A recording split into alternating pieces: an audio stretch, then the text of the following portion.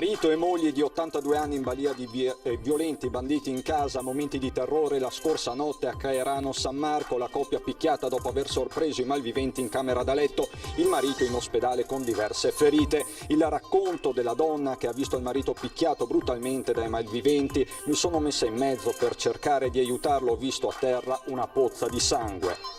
Elezioni comunali a Castelfranco, il turno di ballottaggio premia la Lega, il centrodestra Stefano Marcon si conferma sindaco con il 51% dei voti su Sartoretto. Ore di angoscia per la scomparsa di Leopoldo Celegon, noto cardiologo di Castelfranco, svanito nel nulla in montagna mentre andava a cercare funghi, ricerche in corso. Dopo la positività riscontrata su uno studente del Cerletti, oggi per la prima volta nella Marca, come promesso, sono scattati tamponi rapidi in classe. Dopo Conegliano, vandalinazione anche a Belluno, colpito ancora una volta il nastro rosa della lotta ai tumori, sdegno in città. 5 milioni per trasformare il tennis club Zambon nell'Adriano Panatta Racquet Club, presentato a Treviso il progetto a lungo inseguito dal campione. A 12 anni le fu diagnosticata una rarissima malattia neurologica degenerativa. 10 anni dopo la giovane Emma della Libera di Carbonera si è laureata con una tesi sulla sua malattia. Bentrovati, buonasera telespettatrici, telespettatori di Antenna 3. È la cronaca ad aprire questa sera il nostro telegiornale con la violenta rapina ai danni di due ottantenni a Caerano San Marco, ma ci racconta tutto Francesca Bozza. Un incubo che si trasforma in realtà e che ha il volto di due rapinatori senza scrupoli, pronti a tutto. È da poco passata mezzanotte, i coniugi Durante sono a letto nella loro abitazione a poche centinaia di metri dall'albergo e dal ristorante che gestiscono con il figlio. Il marito, Renzo, 82 anni, fatica a dormire. All'improvviso vede due persone. Lui poi parlerà di un uomo e una donna, completamente vestita di nero, con un passamontagna a coprire il volto, entrare nella camera. Giuliana, che dei ladri. Mamma, insomma, gli ha saltato addosso a mio marito, robe che non creda. La signora Giuliana tenta di proteggere il marito, mettendosi tra lui e i rapinatori. Non corre addosso che anche mio marito a salvarlo. Ho cercato di salvarlo, mi appugnalava anche a mia, qua la sua testa e la spalla, qua mani mi allontanava. Alla fine i due riescono nel loro obiettivo, strappare dal polso dell'anziano l'orologio in oro prima di scappare. A terra resta Renzo Durante con una profonda ferita alla testa provocata da un oggetto contundente. Ho perso tanto perché ha sangue, ma non che dice quanta. Un sugaman pieno e dopo non che dice in giro quanta sangue. Passato lo shock iniziale, la signora Giuliana non ci pensa su due volte e corre all'ospedale di Montebelluna con il marito. Tu c'è per la macchina e sono partita in ospedale addirittura. I medici medicano subito la ferita a Renzo Durante, tenuto in osservazione in via precauzionale per tutta la giornata, anche per i suoi problemi di salute, e sottoposto a 2 TAC. In serata l'anziano dovrebbe essere dimesso. Nessuna ferita fisica invece per la moglie Giuliana, profonde però quelle psicologiche. Ho tolto un po' dei calmanti perché non ho dormito niente stanotte, non ho dormito niente veramente, va. Ho fatto passeggiate e basta. Tanta paura, tanta, guarda. Secondo i familiari della coppia, i due banditi sapevano dell'esistenza di quell'orologio e che Renzo Durante lo portava sempre al polso. Questo spiegherebbe perché si siano accaniti subito su di lui. Ora le indagini sono affidate ai carabinieri del nucleo operativo di Montebelluna, che nei prossimi giorni ascolteranno l'anziano aggredito. E da ieri non si hanno più notizie di Leopoldo Celegon, noto cardiologo di 72 anni, originario di Noale nel Veneziano ma residente a Castelfranco Veneto. Celegon era partito da casa ieri mattina verso le 5 per andare a cercare funghi nei boschi sopra Cortina d'Ampezzo, lanciare l'allarme. I vigili del fuoco nel tardo pomeriggio di ieri sono stati i familiari dell'uomo che non l'hanno più visto rientrare. Le ricerche sono andate avanti per tutta la notte appena trascorsa nei boschi della zona tra il Cortina e l'Agordino, ma al momento del 72enne non sembra esserci traccia. La vettura dell'uomo è stata trovata in zona Peziede Parù sopra Cortina. Oggi le ricerche sono proseguite con l'unità cinofila molecolare. Nelle ultime ore sono stati trovati anche un bastone da funghi e uno zaino riconosciuti dai familiari come appartenenti proprio a Celegon. Leopoldo Celegon è alto 1,80 m, pesa una novantina di chili, ha capelli castani e occhi scuri. Chiunque avesse sue notizie è pregato ovviamente di contattare i carabinieri. La politica con i risultati di Castelfranco Veneto. Nel pomeriggio la vittoria è andata al sindaco uscente, lo vediamo nella grafica, Stefano Marcon, con il 51,68% delle preferenze. Sebastiano Sartoretto si è fermato poco distante al 48,32%, questo su un'affluenza al 47,24% degli aventi diritto, ma facciamo il punto del pomeriggio politico nella città del Giorgione con Lucio Zanato.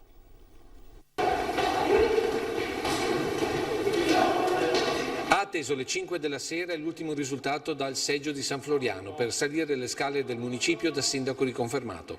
Stefano Marcon per altri 5 anni sarà il primo cittadino di Castelfranco, ma non con quel distacco importante dal diretto concorrente Sebastiano Sartoretto. Perché i numeri danno un calo del 20% sui votanti complessivi, da oltre il 60% a poco più del 40%, ma soprattutto un calo sugli 8.000 voti presi dal primo turno, scesi a poco più di 6.000 e con poco distacco rispetto a quelli di Sartoretto, salito invece di oltre 2.400 voti.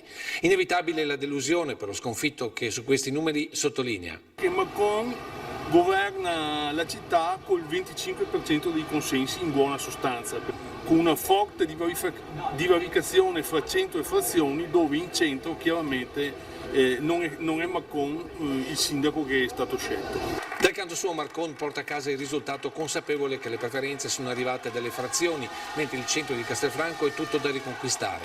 E il tema decisivo è chiaro a tutti, il futuro dell'ospedale castellano. L'elettore tipico del centrodestra ragiona, sì dai, tanto hanno già vinto e non serve che vada, era il timore che avevamo. Il tema caldo dell'ospedale è stato il tema divisivo in città. Io credo che la visione dell'ospedale di Castelfranco del San Giacomo sia una visione che la Regione ha in termini futuristici, chiamiamoli così, no? Che paga un po' dazio l'implementazione dell'arrivo dello IOV e che però quando sarà a regime a Castelfranco Veneto forse qualcuno dirà fra qualche anno, forse avevano ragione. Sia sull'astensionismo che sul passaggio dei voti, seppur moderati, di Meriago Mirato a Sartoretto si concentrerà l'analisi della Lega Castellana. Intanto il commissario provinciale Gianangelo Boff sorride per il risultato complessivo ammettendo l'importanza dell'effetto Zaia. Il traino sono i 5 anni di amministrazione, il traino è tutta la Lega, il governatore compreso. Il risultato di Castelfranco è un risultato che ha consolidato quello che è il risultato fatto in tutto il Veneto. Ricordo che aveva vinto anche a Portogruaro, quindi l'elettorato ha confermato il buon governo, ha confermato la buona gestione dei territori. Stasera e domani, ha detto Marcon a caldo, in una sala consigliare gremita di simpatizzanti, è il tempo per festeggiare, ma da mercoledì si ricomincia. Poi si è emozionato quando i primi complimenti per la riconferma sono arrivati dai figli. Ciao, congratulazioni papà, vorrei stringerti la mano, ma posso stringere solamente il telefono. Stringilo forte! Sindaco, cosa si prova a ricevere i complimenti dei figli al telefono appena la conferma? Si vede, no? È una soddisfazione perché la famiglia soffre un po' le passioni di chi si candida ad amministrare. E veniamo al secondo bollettino di giornata della Regione del Veneto con azienda zero sul fronte del Covid-19. Sono 226 i casi di positività registrati in Veneto nelle ultime 24 ore, di questi 41 in provincia di Treviso. Se guardiamo la sola giornata di oggi, i casi sono 73, lo vedete dalla tabella, di questi 10 nella Marca. Un decesso è stato registrato in provincia di Venezia, nel Trevigiano i casi di positività sono 1028 e questo mentre c'è attesa per il DPCM che nella giornata di domani sarà illustrato dal ministro Speranza alle Camere e che in serata sarà discusso dal Presidente del Consiglio dei Ministri con il proprio governo. Da fonti autorevoli interne all'esecutivo non sembra esserci l'intenzione di prevedere chiusure anticipate, il famigerato coprifuoco di cui tanto si sta parlando parlando, si prevederanno molto probabilmente mascherine all'aperto e una stretta più generale sulle feste private. E sempre sul Covid oggi si è segnata una tappa fondamentale in provincia di Treviso, perché per la prima volta sono entrate in azione nelle scuole le squadre anti-Covid dell'ULSS 2. È successo al Cerletti di Conegliano. Intorno a mezzogiorno e mezzo è arrivata la squadra, gli operatori ULSS per effettuare questi test.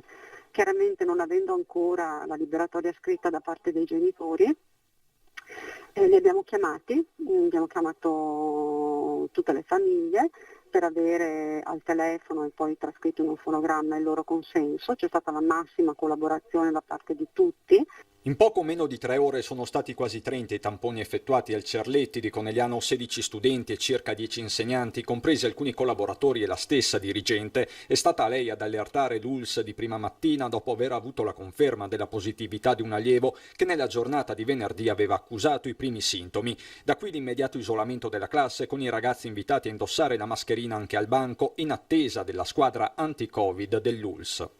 I ragazzi hanno affrontato questa prova, questa esperienza con grande serietà, un po' di un pizzico di preoccupazione, però anche con grande sollievo quando, insomma, dopo aver saputo l'esito del test, sono usciti da scuola e se ne sono tornati a casa. Una prima volta quindi per questa nuova modalità operativa Made in Treviso. Per quanto riguarda la scuola, come vedete adesso siamo partiti, se questo meccanismo di arrivare in loco e fare i tamponi rapidi, antigenici subito, ci darà la possibilità di evitare il lockdown della scuola. Scuole che risultano sorvegliate speciali, che a oggi contano 12 positivi nel distretto di Treviso, 6 in quello di Asolo, 7 nel distretto di Pieve di Soligo. In settimana poi è previsto un incontro con pediatri e medici di base, ma l'attenzione è rivolta anche alle case di riposo. Lo dico a voce sommessa. Nelle case di riposo sta andando bene, abbiamo ridotto il numero degli ospiti contagiati, tant'è che siamo passati da 58 a 28. E un nuovo drive-in diventerà presto operativo alla cooperativa Tognolo di Conscio a Casale sul Sile, area che sarà allestita con container e capannoni. Dal 14 di ottobre, 14-15 adesso, partiremo col nuovo punto che farà da circa 350-400 tamponi al giorno, quindi andremo a sgravare Treviso e per cui la gente farà meno coda. E per partire anche con questa nuova sfida si sta studiando una vera e propria riorganizzazione di tutto il settore. Una riorganizzazione dipartimentale, quella dell'ULSS 2, in termini di prevenzione e controllo anti-Covid, in previsione di un'eventuale implementazione di casi positivi. Tutto rema in direzione di un principio, la presa in carico del potenziale positivo in tempo reale, come è successo a partire dal 15 agosto con l'istituzione dei Covid Point per chi rientrava dalle ferie dai 4 paesi a rischio. Oggi si fa fronte alle nuove necessità con le 4 squadre scuole, una operativa nell'Opitergino, una nel Coneglianese, una nella Castellana e una su Treviso. Abbiamo creato l'unità di crisi dipartimentale mettendo insieme, come dire, un gruppo, una regia in grado di prendere delle decisioni e un gruppo di lavoro che ha con delle linee di lavoro specifiche, presa in carico, rientro dall'estero, email, telefono e linee tamponi. Stiamo cercando di rispondere in tempo reale a tutte quelle che sono le esigenze del cittadino che in questo momento vuole, nel momento in cui si trova di fronte a un contatto positivo o lui stesso essere positivo, la prima cosa che chiede è: posso avere una risposta dove e quando? E noi cerchiamo di arrivare nel minor tempo possibile. Se nei primi 6 mesi erano 25.000 in tutto i tamponi effettuati, oggi la potenza operativa parla di 60.000 fatti solo in un mese e mezzo. Per questo la necessità di una riorganizzazione dipartimentale che si dota di maggior personale tecnico e amministrativo per conferire una maggiore flessibilità a picchi di attività che vanno delineandosi col tempo, come durante il periodo del lockdown in cui il controllo era rivolto soprattutto alle aziende. Abbiamo quindi lavorato su 8.000 controlli che rappresentano il 17% delle aziende e rappresentano il 38,4% dei lavoratori impiegati nelle nostre aziende della provincia di Treviso.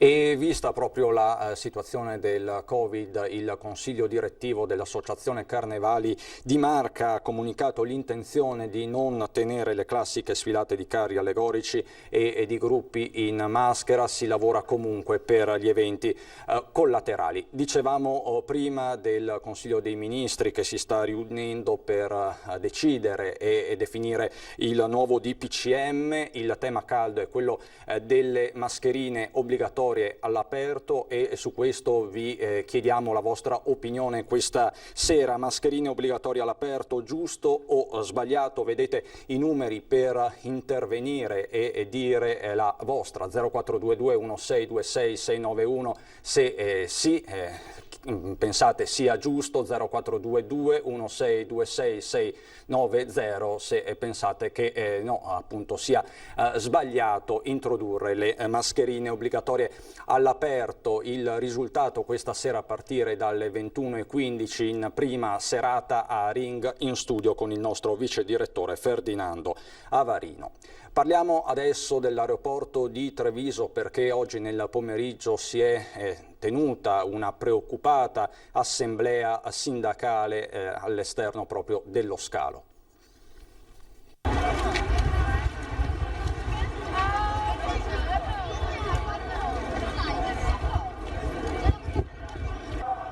La politica deve essere chiara con i lavoratori e con il sindacato. È il momento di chiarire quali sono le strutture da sistemare, è il momento di chiarire se il master plan è uno strumento che deve essere autorizzato. Insomma, chiedono chiarezza i lavoratori dell'aeroporto di Treviso di fronte a un autunno che parte all'insegna della massima incertezza sui tempi di riapertura. Se un anno fa la disputa era sull'allargamento dello scalo trevigiano con conseguente braccio di ferro tra comune e ministero, oggi la questione è la mera sopravvivenza. Di questo si è parlato nell'assemblea sindacale convocata da CGIL e CISL-UIL su un piazzale da troppi mesi deserto. Vogliamo capire se questa è una struttura strategica per il territorio e per il Veneto. L'altro aspetto è se questa è una struttura strategica vanno individuati degli ammortizzatori sociali che coprano e preservino le capacità produttive di questi lavoratori e le competenze di questi lavoratori che sono competenze specifiche. E all'assemblea hanno partecipato anche altri lavoratori non direttamente impiegati nell'aeroporto, il famoso indotto fatto di ristoratori, titolari di bed and breakfast, tassisti. Per molti il contraccolpo di questa chiusura prolungata è un incubo e per loro non ci sono all'orizzonte nemmeno gli ammortizzatori sociali. La cronaca ci porta a Follina dove uno studente di 17 anni di Follina è rimasto ferito seriamente in un incidente stradale avvenuto alle 7:40 di questa mattina lungo il Menare nella zona di Conegliano al confine con Colle Umberto. Il giovane con la sua Pecar è così finito contro il parabrezza di un SUV sfondandolo. Il 17enne soccorso dai vigili del fuoco e dal SUEM 118 è stato trasportato d'urgenza all'ospedale di Conegliano, non è fortunatamente in pericolo di vita. Ancora la cronaca con un maxi sequestro di scarpe contraffatte da parte dei carabinieri di Castelfranco. 57 paia di scarpe di vari modelli, 7 cinture, un berretto e un paio di orecchini, tutti recanti note griffe di moda ma rigorosamente contraffatte. La merce è stata scoperta dai carabinieri del nucleo operativo radiomobile della compagnia di Castelfranco all'interno dell'abitazione di un trentenne kosovaro a Rosà, fermato durante un normale controllo. Un primo accertamento all'interno dell'abitacolo della sua Golf ha permesso ai militari di scoprire alcune paia di scarpe griffate che da un esame più approfondito sono risultate poi false. Successivamente la pattuglia si è spostata nella casa dell'uomo e qui è stato scoperto l'ingente quantitativo di merce ora posta sotto sequestro in attesa di accertarne la provenienza e la destinazione. Il trentenne è stato invece denunciato in stato di libertà all'autorità giudiziaria per i reati di introduzione nello Stato e commercio di prodotti con segni falsi e ricettazione. Adesso una bella storia. All'età di 12 anni le fu diagnosticata la atassia di Friedrich, una malattia neurologica degenerativa per la quale a oggi non esistono terapie. Oggi la 22enne di Carbonera Emma della Libera si è laureata con 110 lode in scienze e tecnologie biomolecolari all'Università di Trento con una tesi che riguarda la sua stessa malattia. Oggetto dello studio spiegato sono le informazioni contenute nel gene alterato che determina la patologia. Congratulazioni quindi alla neo dottoressa. Presentazione questa mattina a Casugana del nuovo tennis club ideato da Adriano Panatta. 5 milioni di euro. A tanto ammonta l'investimento per trasformare il tennis club Zambon nell'Adriano Panatta Racket Club. 3 ettari e mezzo di Viale Medaglie d'Oro che diventeranno 8 campi da tennis, di cui 4 coperti, 4 campi da padel aperti e 3 coperti, 2 palestre per l'attività fisica, una spa e centro benessere da 450 metri quadri e una clubhouse con ristorante, bar e piscina. Tutto entro giugno 2021 e tutto nuovo. Lì va fatto tutto nuovo, e va fatto tutto a norma, perché adesso a norma ci sta solamente la pasta alla norma lì. Una struttura che, sottolinea con fermezza il suo ideatore, non sarà d'élite. E poi perché Panatta deve fare per forza un coso d'élite? Non ho capito. No, sarà un posto molto bello, molto efficiente, che la maggior parte delle persone possono tranquillamente permetterselo. Sarà con le quote di mercato, non è che faccia una cosa che pochissimi possono accedere, ci mancherebbe altro. Centro per tutti, dove ci sarà scuola di tennis per adulti ma soprattutto per bambini, dove si potranno scoprire i campioni di domani. Dato che faremo una convenzione del comune che una volta al mese, metti caso, portiamo i ragazzini delle scuole a fargli provare a giocare a tennis, e vedo che c'è qualcuno che ha facilità, che ha talento, sicuramente me ne accorgo, e se non ha le possibilità lo faremo giocare uguale. A sostenere l'investimento di Panatta e Philippe Donnet, amministratore delegato delle Generali, Banca Ifis, che ha anche condiviso l'idea del sostegno economico ai campioni di domani. Noi ben volentieri, come facciamo già in altri sport e in altre situazioni, daremo una mano per farli crescere. Banca dedicata alle imprese, che crede nella Marca e nel Veneto come punte del rilancio complessivo dell'Italia del post-Covid. Se non ci saranno altri lockdown, io credo che il Veneto una volta ancora potrà essere una delle locomotive del paese. Soddisfazione anche per il sindaco Mario Conte, che ha confermato gli interventi per il miglioramento della viabilità in tutta la zona. La collaborazione tra privato e pubblico consiste proprio in questo, di agevolare e migliorare i servizi per poter usufruire anche di queste opportunità che i privati offrono. Progetti avviati, sottolinea il sindaco, anche grazie all'efficienza degli uffici comunali. Perché i nostri dipendenti si stanno comportando benissimo nel caso di Treviso, risultando i più efficaci, più efficienti e più presenti nel posto di lavoro in Veneto, e il Veneto è la migliore regione d'Italia, quindi se tanto mi dà tanto sono i migliori d'Italia. Adesso per noi c'è la pubblicità dopo.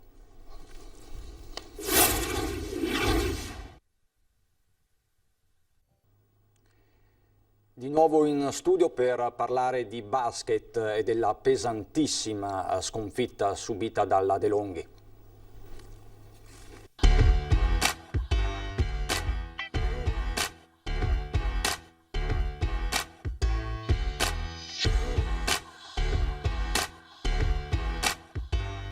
L'unico rimedio è dimenticare tutto il più in fretta possibile, perché rimanere agganciati a quel tabellino finale che dice 104-64, 40 punti di scarto, può fare solo male. Anche se in un certo senso si resta appesi alle condizioni della caviglia di Carroll, infortunio cruciale per spiegare la debacle della De Longhi. Dopo un primo quarto da incubo finito 24-12, nel secondo quarto il numero 30 appoggia male dopo un rimbalzo e la sua gara finisce lì, lasciando Treviso già in affanno senza un uomo chiave, forse proprio nel miglior momento, se così si può dire, del team di Menetti. Per il resto è bandiera bianca al forum di Assago, con tutti i giocatori di Treviso dietro la lavagna. Un paio di dati per spiegare la gara: 63% da 2 e 46% da 3 per Milano, 43% e 23% per la De Longhi.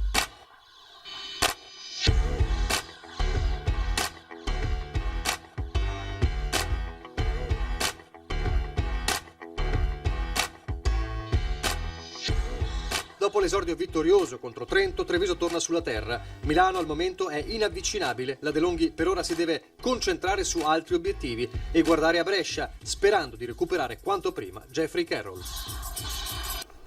E noi adesso andiamo a Belluno.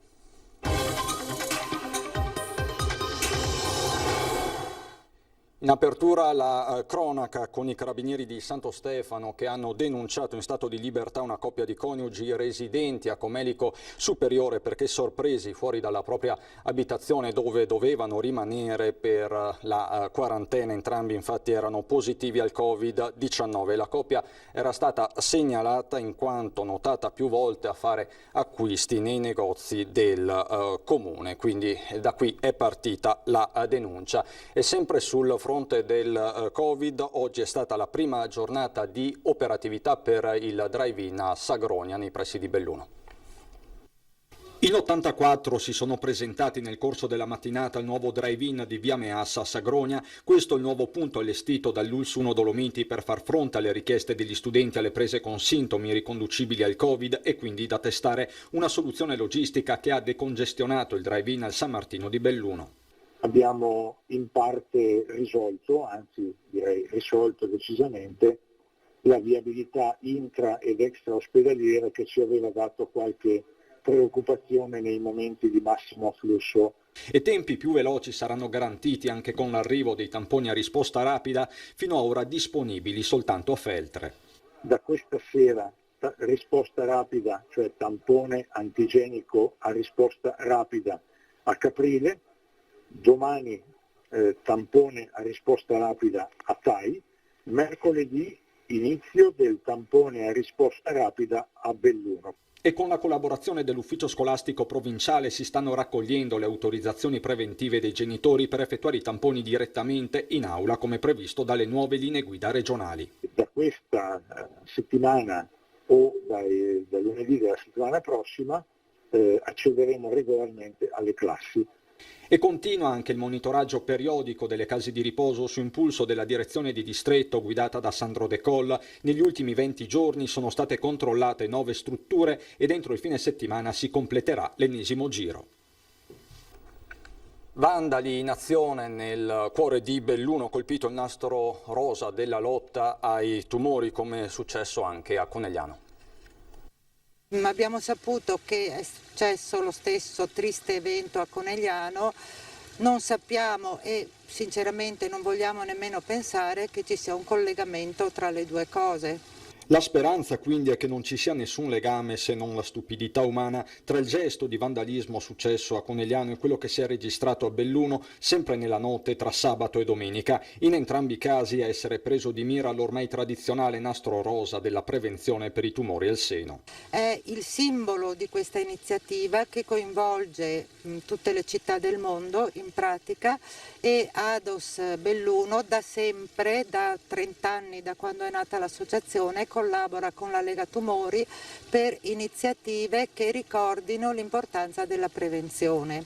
Lo stesso sindaco di Belluno si è recato in sopralluogo in Piazza dei Martiri per portare la propria solidarietà. È un evento che denota una grande stupidità della persona interessata. Primo, perché evidentemente non conosce il significato di determinati simboli della nostra città o di determinate manifestazioni, e in secondo luogo perché non sa evidentemente che tra l'altro ci sono pure le telecamere. Gesto quindi doppiamente stupido, anche per questo il messaggio è forte e chiaro. Mi auguro che sia invece il frutto o di un incidente o di una stupidata di fronte alla quale la persona interessata si faccia avanti. Viceversa ovviamente vedremo dalle immagini delle telecamere se si può risalire alla persona interessata a questo gesto. In ultima battuta vi ricordo il nostro sondaggio: mascherine obbligatorie all'aperto, giusto o sbagliato? Potete dirci la vostra ai numeri che vedete in sovraimpressione, e i risultati di questo sondaggio saranno diffusi questa sera a Ring con Ferdinando Avarino in studio. Ci saranno anche Federico Caner della Lega, Giordano Riello, imprenditore, Luigi Susin, Fratelli d'Italia, il senatore Andrea Ferrazzi del Partito Democratico, Marco Bonet, giornalista e collega del Corriere del Veneto, Cinzia Zincone, provveditore opere pubbliche di Venezia. In apertura alle 21:15 ci sarà anche il nuovo sindaco di Castelfranco, l'uscente Stefano Marcon. Da Belluno e Treviso è tutto anche per questa sera. Ci sono le previsioni del tempo. Buon proseguimento.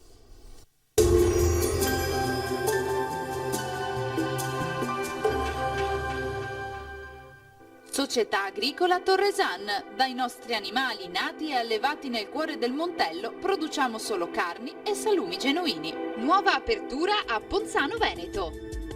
Benvenuti al meteo. Pressione in lento aumento al nord-est, dunque migliora il tempo. Con l'aiuto della nostra grafica andiamo a vedere la situazione di martedì 6 ottobre. Sul Veneto nella prima metà di giornata cielo sereno poco nuvoloso, locali nebbie sulla pianura e nelle valli prealpine. Tra il pomeriggio e la sera nuvolosità in aumento, ma sarà bassa la probabilità di piogge, se non per isolati piovaschi sui rilievi. Temperature stazionarie minime fino a 11 gradi, valori massimi invece tra i 16 e i 21 gradi all'incirca. Ci spostiamo ora sul Friuli Venezia Giulia, dove inizialmente avremo un ampio soleggiamento, poi qualche addensamento e non si escludono nemmeno dei rovesci. Temperature minime tra 11 e 14 gradi, massime invece sui 18-20 gradi. Infine uno sguardo al Trentino Alto Adige, bel tempo con sole prevalente, più nubi col passare delle ore, ma in genere senza conseguenze degne di nota. Temperature minime sugli 8 gradi, massime invece sui 17-18 all'incirca. Dal meteo di Antenna 3 per ora è tutto, grazie per l'attenzione e arrivederci al prossimo aggiornamento.